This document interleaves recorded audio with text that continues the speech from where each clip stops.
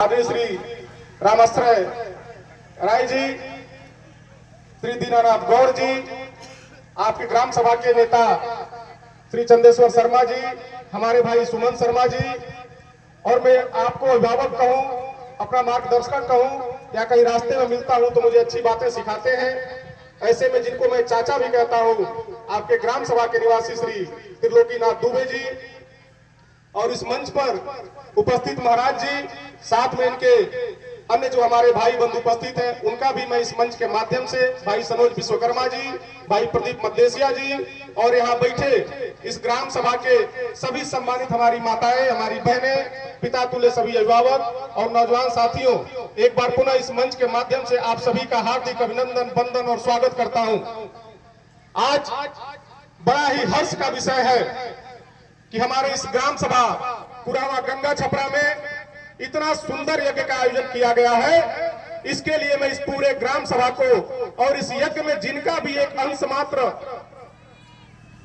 सहयोग रहा है, उन सभी को मैं तहे दिल से हार्दिक अभिनंदन, वंदन और स्वागत करता हूं, उनको शुभकामनाएं देता हूं। आप बधाई के पात्र हैं। आज जहां हमारा देश विश्व गुरु बनने की ओर अग्रसर हो रहा है, जहां हम जातियों में बटे हैं, जहां हम समुदायों में बटे हैं, आज हमारे सामने हमारे गांव और हमारे समाज के लोग, यहाँ कोई देखने नहीं आता है कि यहाँ केवल पंडित बिरादरी के लोग हैं, कोई यादव बिरादरी का लोग है, कोई गौड़ बिरादरी का लोग है। मैं एक चीज कहना चाहता हूँ कि इस यज्ञ में बैठा हर एक व्यक्ति, हर वो हमारी माँ, हमारी बहन सनातनी है और हिंदुत्व है, और हिंदुत्व के प्रचार के लिए, प्रसार के लिए अपना कार्य छोड़ करके आज इस बीच में उपस्थित हुए हैं। मैं आप सभी से कहना चाहता हूँ, अपने हिंदुत्व और सनातन की रक्षा के लिए अगर हम और आप आगे नहीं आएंगे तो फिर कौन आएगा हमारे इस सनातन और हिंदुत्व को बचाने के लिए। हमारे इस समाज में जो बुराइयां, जो गलतियां दूसरे धर्म के लोग हमारे साथ करते चले जा रहे हैं, मैं तो कहना चाहता हूं, और कहना इसलिए चाहता हूं कि एक मुस्लिम समुदाय का 5 साल का बेटा यह जानता है कि हमें फातिया कैसे बनाना है, हमें नमाज कैसे पढ़ना है, लेकिन हमारे हिंदू समाज का एक 5 साल से 10 साल का बेटा यह नहीं जानता कि हमें सूर्य नमस्कार कैसे करना है, हमें सूर्य को जल कैसे चढ़ाना है। मैं आप सभी से कहना चाहता हूं, आप अपने बच्चों को दुनिया के किसी यूनिवर्सिटी में पढ़ा लीजिए, दुनिया की किसी शिक्षक के पास अपने बच्चों को पढ़ा लीजिए, अगर अपने बच्चों को आपने संस्कार नहीं दिया, अपने धर्म के प्रति वो संदेश नहीं दिया, अपने सनातन को बचाने का संदेश नहीं दिया, तो आपके बच्चे का वो पढ़ाई और फ्यूचर बेकार है, बर्बाद है। मैं आप सभी से कहना चाहता हूं कि हम रामलीला देखने जाते हैं, आप अपने दिल पे हाथ रख के सोचिए कि क्या रामलीला देख करके हम भगवान राम के किसी चरित्र का 100वां अंश भी अपने अंदर समाहित करते हैं क्या? आप चाहते हैं कि हमारा बेटा राम बन जाए, आप चाहते हैं कि हमारा बेटा लक्ष्मण बन जाए, आप चाहते हैं कि हमारी बहू, हमारी बेटी सीता बन जाए, तो एक बार अपने दिल पे हाथ रख के सोचिए कि क्या आप राजा दशरथ और मां कौशल्या बनने की हैसियत रखते हैं क्या? पहले आप दशरथ बनने का प्रयास करिए, पहले आप माता कौशल्या बनने का प्रयास करिए, फिर उसके बाद आपका बेटा अपने आप भगवान राम के पद पे चलने का कार्य करेगा। मैं आप सभी से कहना चाहता हूं, मैं इस धरती पर जब पैदा हुआ, और आप सब भी हुए होंगे, इस धरती पर अगर सबसे बड़ा भगवान कोई है तो हमारे माँ और बाप है, उसके बाद कोई भगवान इस पृथ्वी पे है और कोई भगवान देवी देवता है।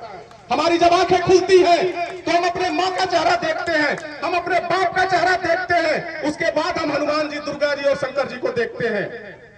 इसलिए मैं कहना चाहता हूं कि आप दुनिया के किसी यूनिवर्सिटी में पढ़ ले, अगर आपने अपने माँ बाप का सम्मान नहीं किया, उनका स्वाभिमान नहीं बढ़ाया, तो आपका जीवन बेकार है, आपका जीना बेकार है। इसलिए मैं कहना चाहता हूं, हमारे हिंदू और सनातन धर्म में 3 चीजें हैं जो हमें एक संदेश देती है। महाभारत का नाम आप लोगों ने सुना होगा। महाभारत हमें यह शिक्षा देती है कि हमें जीवन में क्या नहीं करना है। आपने रामायण का नाम सुना होगा। रामायण हमें यह शिक्षा देती है कि हमें जीवन में क्या करना चाहिए।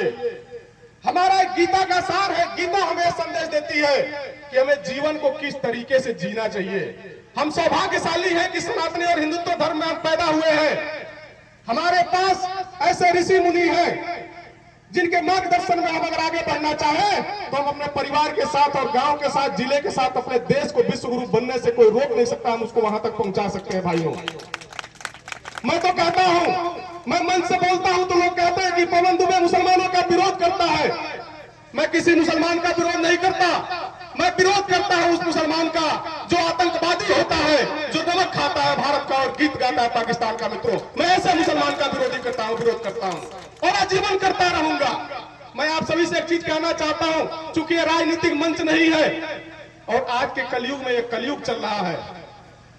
इस कलयुग में जितनी गंदी चीजें हैं, जितनी गंदी आदतें हैं, वो हमें अपने ओर अट्रैक्ट करती हैं, हम उसके तरफ आकर्षित होते हैं। मित्रों, मैं आपसे कहना चाहता हूं कि इस कलयुग में अगर कोई व्यक्ति यह समझ ले कि मैं अगर किसी के साथ गलत करके और बच जाऊंगा और मेरा परिवार बच जाएगा, तो यह कतई संभव नहीं है।